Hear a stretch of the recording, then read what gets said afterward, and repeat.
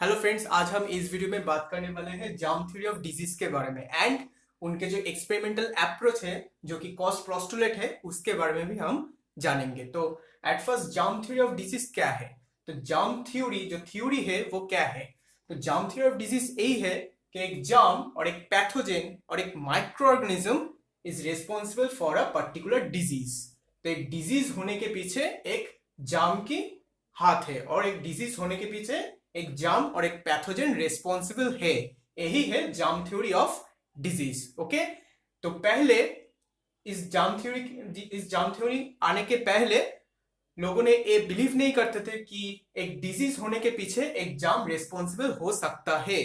तो यही जो आइडिया फास्ट जिन्होंने डेवलप दिए थे वो है लुई पास्तूर। लुई पास्तूर ने फास्ट उन्होंने जब सिल्कोम की डिजीज के बारे में रिसर्च करने के टाइम उन्होंने ये देखा था कि जो एक ह्यूमन डिजीज जो होता है, उन्होंने रिसर्च करके बोला था, बाद में बोला था कि एक डिजीज होने के पीछे एक माइक्रो ऑर्गेनिजम्स के हाथ होता है। एक ह्यूमन इन्फेक्टियस डिजीज होने के पीछे एक माइक्रो ऑर्गेनिजम्स के हाथ है।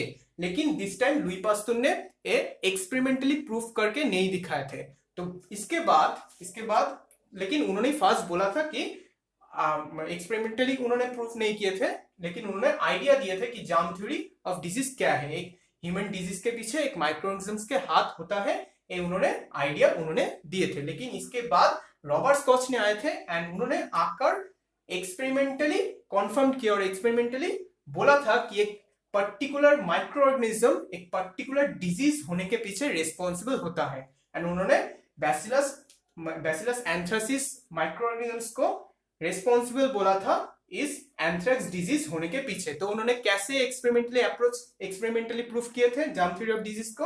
तो उन्होंने क्या किया, जिस एनिमल में एंथ्रेक्स डिजीज होता था, मतलब एंथ्रेक्स डिजीज एनिमल से उन्होंने कलेक्ट किए थे बैसिलस एंथ्रासिस को, आइसोलेट किए थे एंड आइसोलेट करने के बाद उनको प्योर कल्चर में ग्रो किया। तो वो प्योर कल्चर में ग्रो होने के बाद उन प्योर कल्चर से उन्होंने सेल लेकर एक हेल्दी एनिमल को इंजेक्ट किया। कोई हेल्दी एनिमल को उन्होंने इंजेक्ट किया एंड देखा था कि वो हेल्दी एनिमल में भी सेम बैसिलस एंथ्रासिस ग्रो कर रहा है। तो ऐसे ही उन्होंने एक्सपेरिमेंटली प्रूफ किए थे कि एक पर्टिकुलर एंथ्रेक्स डिजीज के पीछे particular bacillus anthracis microorganisms responsible है। तो इसके बाद उन्होंने बोला कि स्पेसिफिक जार्म और specific pathogen cause a specific infectious disease, ये उन्होंने कंक्लूजन में बोला। एंड इसके साथ साथ उन्होंने एक रूल एस्टेब्लिश किया जिसको हम उनके नाम से कॉच पोस्टुलेट्स नाम से जानते हैं। एंड इन पोस्टुलेट में उन्होंने 4 क्राइटेरिया दिए थे। इन 4 क्राइटेरिया दिया एंड बोला कि एक माइक्रो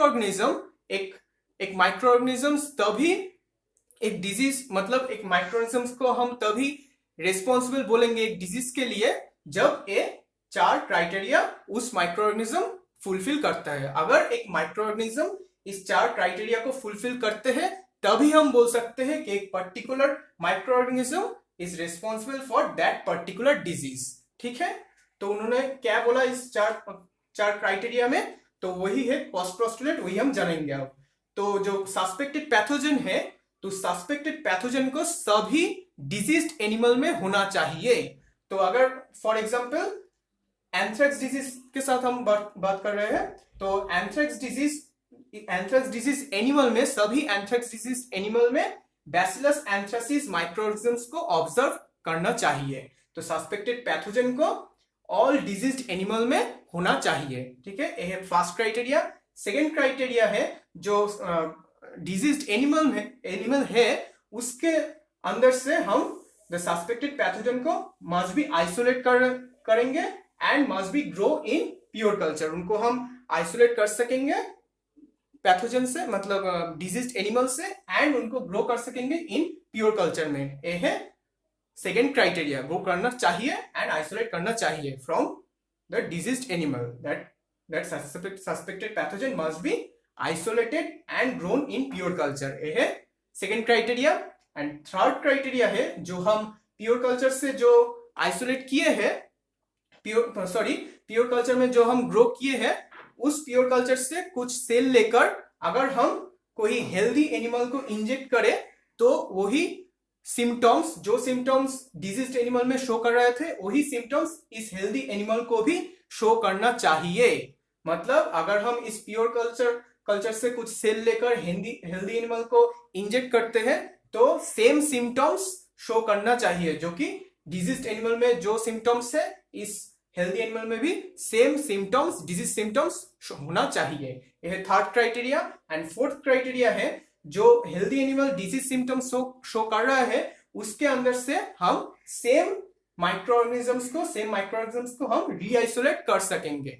अगर कर सकेंगे एंड अगर उस सस्पेक्टेड पैथोजन, मतलब जिसको हम रीआइसोलेट किया, वो अगर सेम कैरेक्टरिस्टिक शो कर रहा है फास्ट जो डिजीज एनिमल में जो माइक्रोऑर्गेनिजम्स देखा गया था, वही हम अगर इसी हेल्दी एनिमल्स जो सिम्टम्स शो कर रहे हैं उसके अंदर में भी हम सेम माइक्रोऑर्गेनिजम्स देख रहे हैं, अगर सेम कैरेक्टरिस्टिक्स उनके भी है, तो ही हम बोल सकते हैं कि हाँ उस माइक्रोऑर्गेनिज्म, उस particular microorganism that particular disease के लिए रेस्पॉन्सिबल है।